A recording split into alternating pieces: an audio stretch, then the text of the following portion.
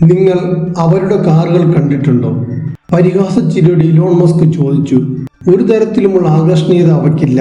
ടെക്നോളജിയും വളരെ മോശമാണ്. ചൈനയിൽ വെച്ച് തന്നെ ഇല്ലാതായി പോകാതിരിക്കാനാണ് അവർ ശ്രമിക്കേണ്ടത്. അവർ ഒരിക്കലും ഞങ്ങൾക്ക് എതിരാളികളല്ല.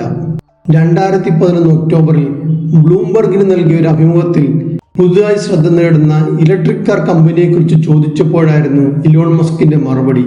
പിന്നീട് നടന്ന ചരിത്രം. ചൈനയിൽ തന്നെ ഇല്ലാതാകുമെന്ന് മസ്ക് പ്രവചിച്ച ആ കമ്പനിയുടെ പേര് BYD എന്നായിരുന്നു. ഈ മൂന്നക്ഷരം ഇന്ന് വീണ്ടും കേട്ടാൽ അന്നത്തെ ആ പരിഹാസച്ചിരി അദ്ദേഹത്തിന്റെ മുഖത്ത് ഒരിക്കലും ഉണ്ടാവില്ല. കാരണം മസ്ക് പ്രവചിച്ച പോലെ BYD ചൈനയിൽ അവസാനിച്ചില്ല. ചൈനയും ഏഷ്യയും കടന്ന് അവർ വളർന്നു.